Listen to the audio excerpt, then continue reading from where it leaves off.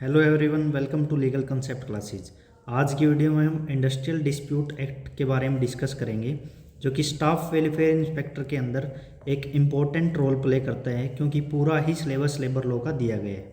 तो ये staff welfare inspector के अकॉर्डिंग काफ़ी इम्पोर्टेंट टॉपिक रहेगा, जो कि पार्ट है इंडस्ट्रियल रिलेशंस का। इंडस्ट्रियल रिलेशंस के अंदर 3 एक्ट दिए गए हैं। तो सबसे पहला एक्ट है इंडस्ट्रियल डिस्प्यूट एक्ट। सेकंड जो इसके अंदर है इंडियन ट्रेड यूनियन एक्ट, और थर्ड रहेगा इंडस्ट्रियल एम्प्लॉयमेंट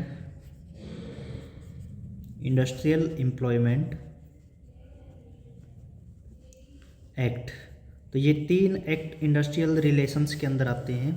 सबसे पहले industrial dispute act, second Indian trade union act और इंडस्ट्रियल एम्प्लॉयमेंट एक्ट। इन तीनों एक्ट्स को हम डिटेल में डिस्कस करेंगे। तो आज की वीडियो में हम इंडस्ट्रियल डिस्प्यूट एक्ट के बारे में, इसके ऑब्जेक्टिव, इसकी एक्सटेंट और इसके डेफिनेशंस को डिस्कस करने वाले हैं।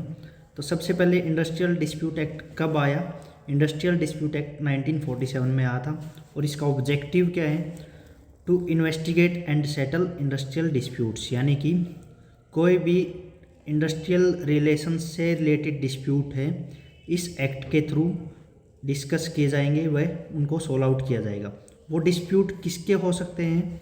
वो डिस्प्यूट हो सकते हैं वर्कमैन के बीच में, एम्प्लॉयर्स के बीच में, या फिर एम्प्लॉयज़ के बीच में।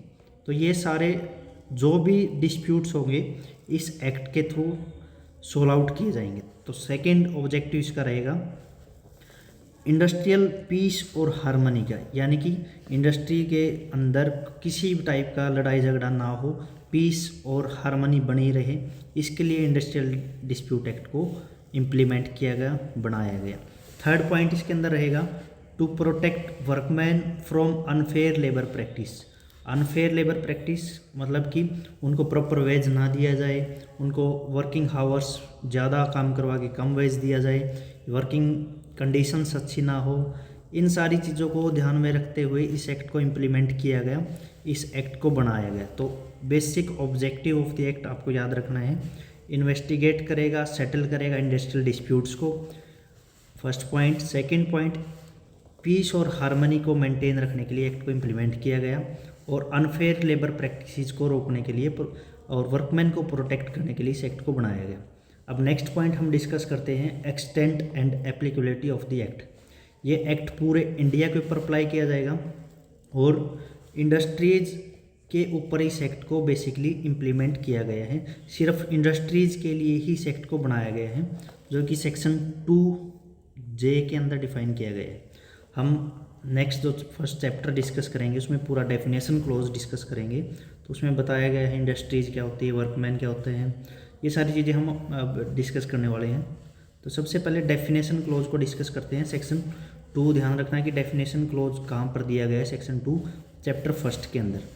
इसके अंदर पहली डेफिनेशन सेक्शन 2 क्लोज ए के अंदर दी गई है एप्रोप्रिएट गवर्नमेंट की। Section 2 clause A, appropriate government कौन होती है?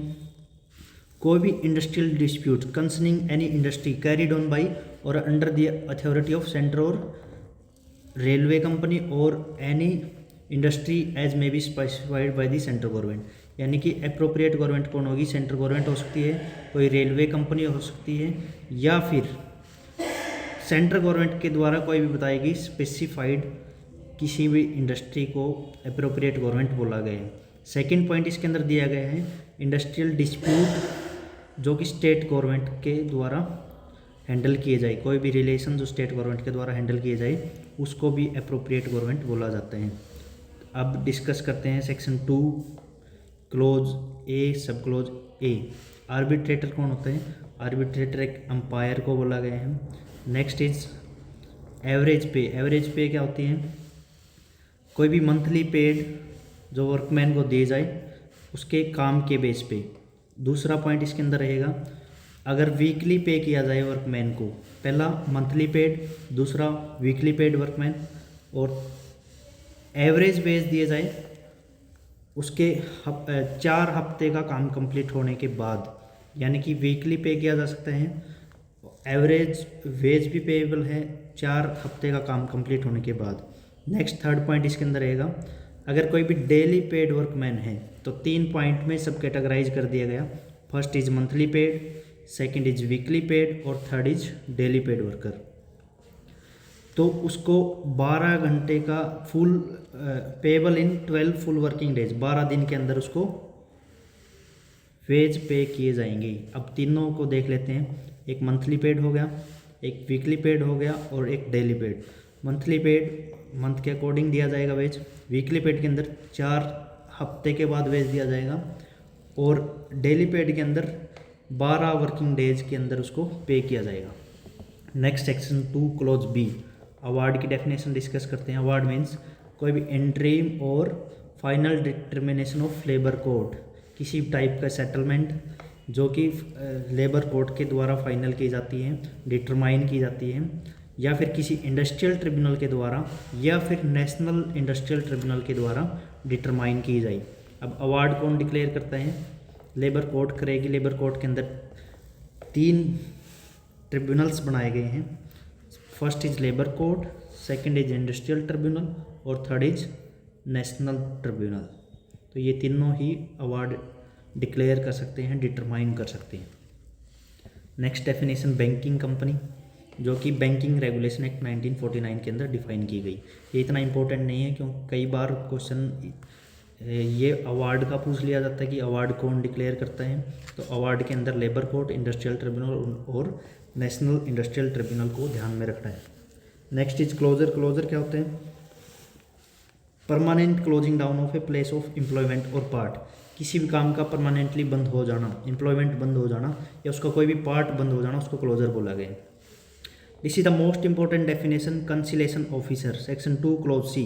कंसिलेशन ऑफिसर जो कि इस एक्ट के अंदर इंडस्ट्रियल डिस्प्यूट एक्ट के अकॉर्डिंग अपॉइंट किया गया पर्सन कंसिलेशन ऑफिसर कहलाएगा। सेक्शन 2 क्लॉज सी के अंदर आपको ध्यान में रखना है। Next is court, section 2 clause D. Court, court means court of inquiry constituted under this act. किसके द्वारा?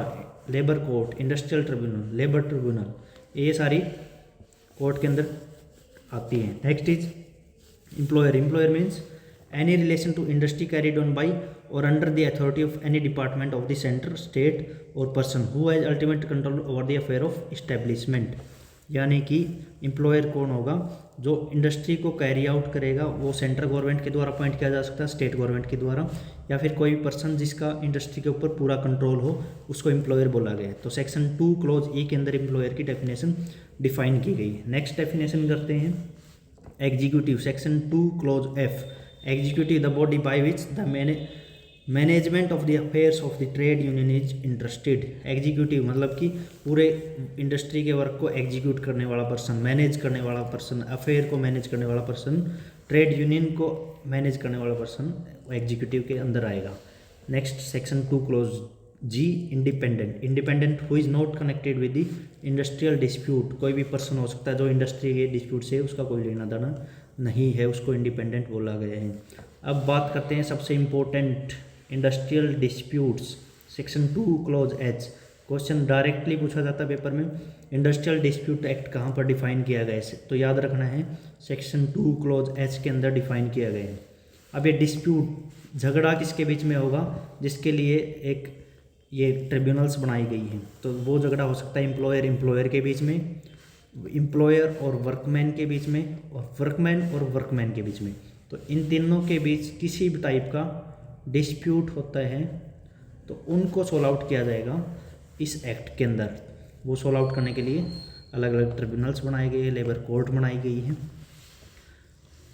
वो झगड़ा किससे रिलेटेड हो सकता है? एम्प्लॉयमेंट से रिलेटेड हो सकता है, नॉन एम्प्लॉयमेंट से रिलेटेड हो सकता है, टर्म्स ऑफ एम्प्लॉयमेंट पहले कुछ और बताया गया, बाद में कुछ और काम करवाया गया, इससे रिलेटेड झगड़ा हो सकता है। और लेबर की कंडीशंस के रिगार्डिंग, कंडीशन अच्छी नहीं है तो लेबर स्ट्राइक पे चले जाएंगे कि सूट फाइल कर दिया जाएगा, झगड़ा डिस्प्यूट हो जाएगा, तो उसको सॉल्व आउट करने के लिए कोर्ट्स बनाई गई है। तो सेक्शन 2 क्लॉज एच के अंदर इंडस्ट्रियल डिस्प्यूट्स को आपको ध्यान में रखना है कि किसके बीच में डिस्प्यूट हो सकता है। ये भी क्रोनोलॉजिकल ऑर्डर में पूछा जा सकता है कि एम्प्लॉयर के बीच में हो सकता है, एम्प्लॉयर वर्कमैन के बीच में, वर्कमैन के बीच में डिस्प्यूट हो सकते हैं। Next is section 2 clause I, industrial establishment. कोई भी इंडस्ट्री जो कैरी की जाए, an establishment of which any industry forms part, या उसका कोई भी पार्ट, उसको बोला जाएगा इंडस्ट्रियल इस्टेब्लिशमेंट। अब सेक्शन 2 क्लोज आई, इंडस्ट्री क्या होती है? कोई भी बिजनेस, कोई भी ट्रेड, कोई भी अंडरटेकिंग, मैन्युफैक्चरर और कॉलिंग ऑफ एम्प्लॉयर्स, इन सारी चीज़ों को इंडस्ट्री की डेफिनेशन में डिफाइन किया गया है, जो कि service, employment, handcraft, industrial occupation और एवोकेशन ऑफ वर्कमैन का काम करे, उसको इंडस्ट्री की डेफिनेशन में डिफाइन किया गया है। अब ले ऑफ के बारे में डिस्कस करते हैं। सेक्शन 2 क्लोज के, ध्यान में रखना, ये भी काफ़ी इंपॉर्टेंट है।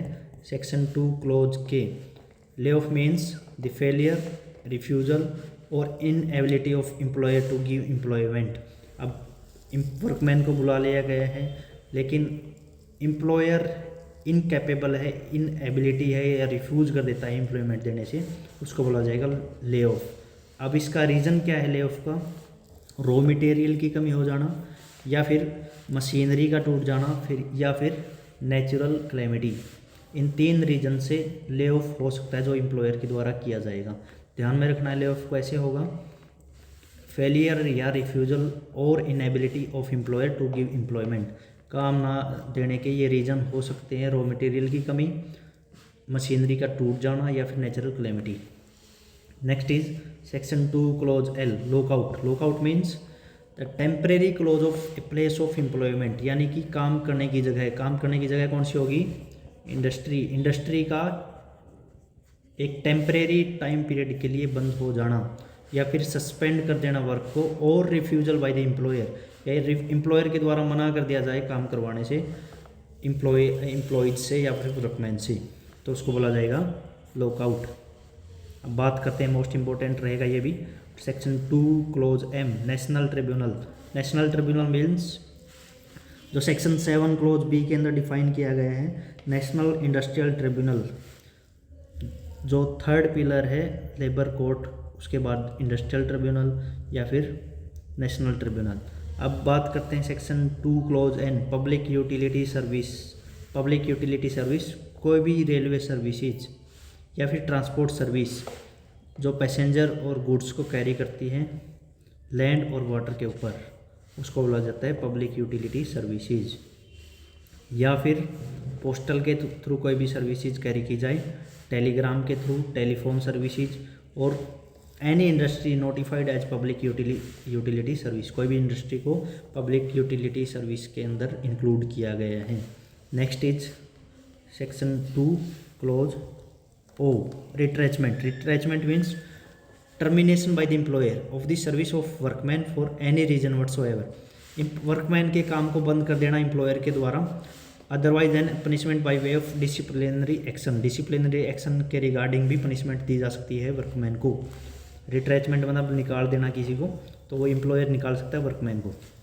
Next is definition of trade union.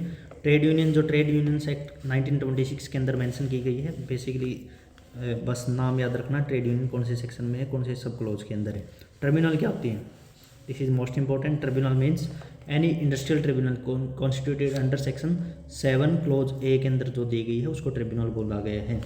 अब बात करते हैं सेक्शन 2 क्लोज क्यू के, strike. Strike means A session of work by a body of person employed in any industry, यानी कि कॉम्बिनेशन किस इकट्ठे हो जाना, या वर्कमैन का, एम्प्लॉयज़ का, या फिर एम्प्लॉयर्स का स्ट्राइक कर देना, बंद कर देना, काम करने से मना कर देना जब तक उनकी मांगे पूरी ना हो।